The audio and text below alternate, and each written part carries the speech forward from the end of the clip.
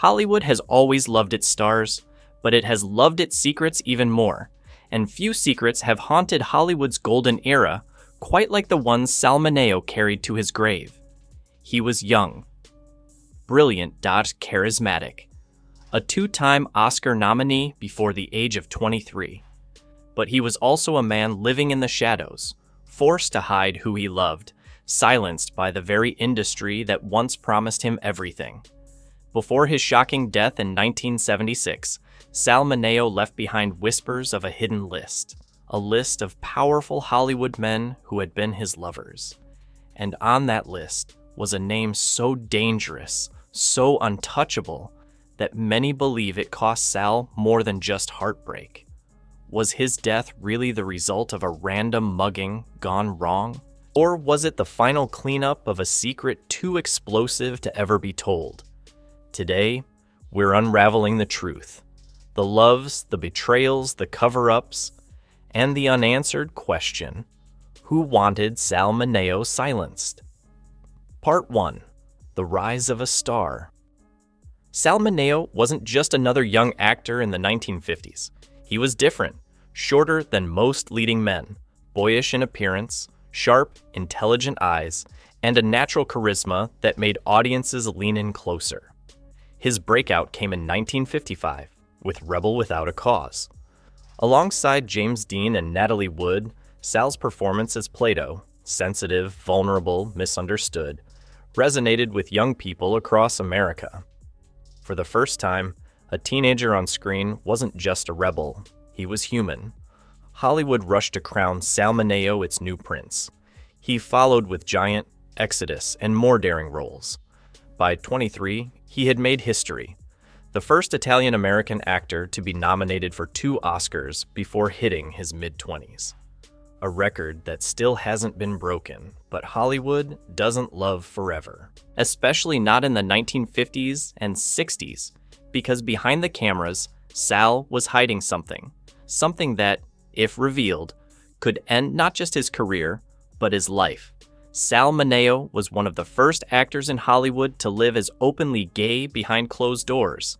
And in an era when studio contracts included morality clauses and gossip magazines could kill a career with one headline, Sal's love life became a ticking time bomb, and his first great love, the one that would mark him forever, James Dean. Part 2. James Dean, the First Love.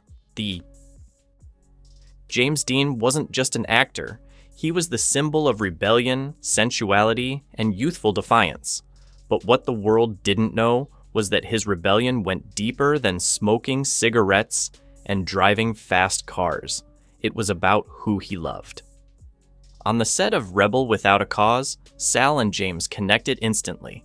On screen, they were co-stars.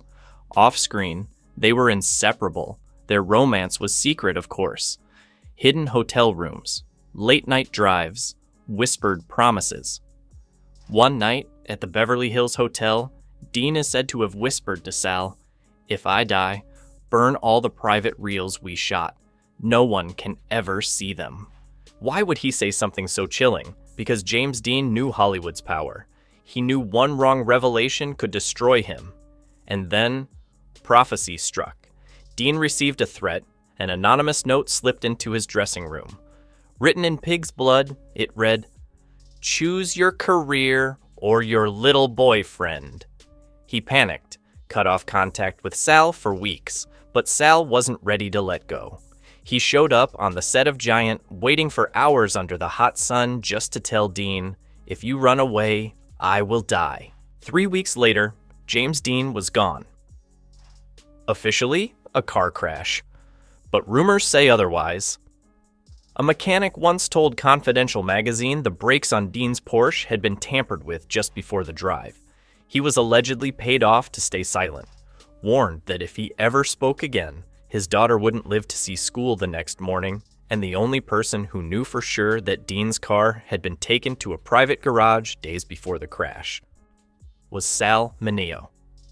From that moment on, paranoia consumed him. He stuffed rags in the cracks of doors, terrified of hidden cameras. Some said he hired an exorcist. Others claimed he once called NBC in the middle of the night, crying, begging them to take a sex tape of Dean and himself off his hands. Weeks later, the NBC office mysteriously burned down. Records gone. Every trace erased, and Dean's death was just the beginning, because Sal's next love wouldn't just end in heartbreak, it would end in humiliation. Part 3. Bobby Sherman, the secret that exploded. By the early 1960s, Sal's star was fading. New teen idols had taken the spotlight. Desperate to maintain his image, Sal played the game Hollywood expected. He became engaged to Jill Howarth, daughter of a powerful film producer. To the outside world, she was the perfect fiancée, blonde, glamorous, and safe. To Sal, she was a mask, because behind closed doors, Sal had met someone else, a rising young singer named Bobby Sherman. Bobby was curious, confused, and captivated. One night, he asked Sal, "If I feel nothing kissing a girl, is that wrong?" Sal's reply changed both their lives. "It's not wrong. You just haven't kissed the right person yet." Their affair was electric but fragile. Secret apartments, hidden rings, whispered "I love yous," until the secret got out. A gardener noticed Sal wearing a ring Bobby had worn on TV. A hotel clerk found a bill signed SM plus BS. And finally, a paparazzo caught the photo. Sal kissing Bobby's neck in a parking garage. But the real betrayal came from Jill. While searching Sal's drawer one day, she found a cassette tape. Not music, but a recording of Sal and Bobby together. Heartbroken, she didn't confront him. She went public. She mailed the tape to the Los Angeles Times with a letter titled, "I'm Sal Mineo's fiancé, and I heard him love a man." The fallout was nuclear. Within 72 hours, Sal lost 2 films, a Broadway role, and a national talk show. Bobby was forced to sign papers denying everything. One copy of the tape was burned in a studio sink. The original, it vanished. And Sal? He vanished too. Seen only once, scribbling Bobby over and over on a napkin in a lonely bar. But Bobby Sherman wasn't the most dangerous name on Sal's list, because the next lover wasn't just a singer, he was Hollywood royalty, and exposing him would mean war. Part 4. Paul Newman, the untouchable secret. By 1960, Paul Newman was the ultimate American man, a devoted husband, a father, a movie icon with blue eyes that made women swoon. And yet, rumors swirled. During the filming of Exodus, Newman was spotted visiting a small apartment in Benedict Canyon, the same apartment Sal had rented. Whispers grew louder when National Enquirer ran a blind item. Paul Newman secretly meets with a male actor who once co-starred with James Dean. Sal, tired of hiding, admitted in a rare interview draft, "Paul was the one I loved most." But the article never saw print. Warner Brothers buried it. The newsroom was purged. Sal's phones went dead. Newman himself cut contact completely. When Sal begged for answers, the only reply came from an assistant. "Do not mention me or us. P.E.B." And the most haunting detail, Sal had recorded their final conversation. On tape, Newman allegedly said, "I love you, but not enough to lose everything for you." That tape vanished after Sal's death. Police records show his apartment was ransacked, yet only one item was missing, a film can hidden behind a painting. Newman never spoke Sal's name again. Not once, and the heartbreak shattered Sal, but the next affair would cut him even deeper.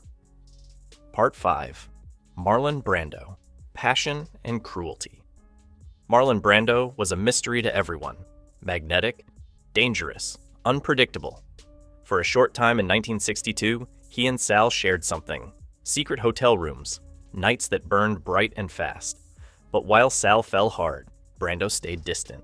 One day, Brando called him a talent that's never been loved right. The next, he was gone. No goodbye, just silence. Sal tried calling dozens of times. Nothing.